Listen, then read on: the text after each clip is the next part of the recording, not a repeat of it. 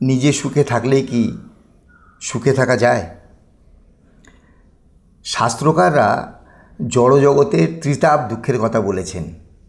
দেহ ও মনোজগতের দুঃখ, অন্য জীব কর্তৃক প্রদত্ত দুঃখ, প্রাকৃতিক বিপর্যয়ের প্রভাবে প্রাপ্ত দুঃখ, যথাক্রমে আধ্যাত্মিক, আদি ভৌতিক ও আদি দৈবিক দুঃখ।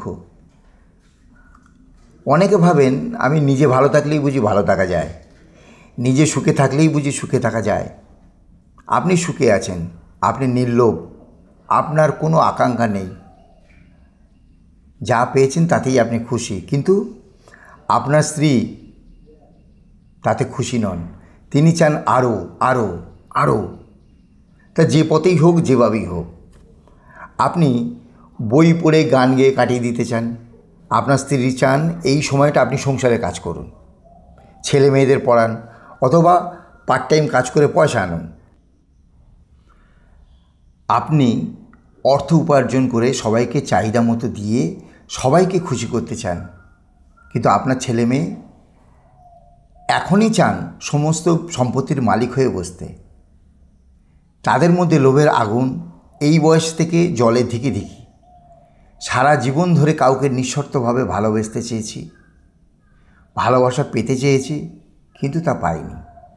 সমস্ত মানুষ জীবনের একটা বিশেষ সময় এসেছে বিশেষ বিশেষ উদ্দেশ্য নিয়ে। উদ্দেশ্য পূরণ হয়ে গেলে অথবা অপূর্ণ হলে অধৈর্য হয়ে তারা চলে গেছে। তারা যতবার এসেছে আমার জীবন পূর্ণ হয়েছে, চলে গেছে রিক্ত করে দিয়ে। এই বারবার রিক্ততা, বারবার নিঃস্ব হয়ে যাওয়া, হতাশার সমুদ্রে মিশে গিয়ে ঢেউয়ের দোলায় দোল খেতে খেতে সেই ঢেউয়ের আঘাতেই বারবার তীরে আছড়ে পড়া, এর নাম জীবনের সঙ্গে খেলা। বাহাদুর না হলে খেলায় নামা যায় না।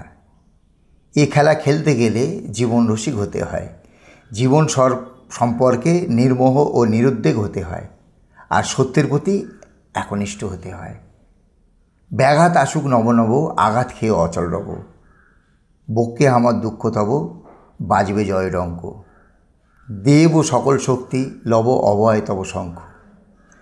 সাধারণ মানুষ জীবনের অনিবার্য কতগুলি পরিণামের জন্য প্রস্তুত থাকতে পারেন না বলেই হতাশা আসে। যেমন রাত্রি প্রভাতের সঙ্গে সঙ্গেই আবার রাত্রির জন্য তৈরি থাকতে হয়। দিনের আলো যেমন সত্য, তেমনি রাত্রির অনিবার্য অন্ধকারও পরিণত সত্য। যে শিশুকে মানুষ করছেন পরম শ্রেণে, সে বড় হয়ে উঠবে এবং আপনার জীবনের অভিশাপ হয়ে উঠতেও পারে। সুদীপা পাল তার বাবা মা ঠাকুরমাকে হত্যা করেছিল, মনে আছে? 1996 সালে 17 সেপ্টেম্বর দৈনিক প্রতিদিন পত্রিকায় প্রকাশিত হয় এই প্রতিবেদনটি। সুখী হওয়া সহজ নয়।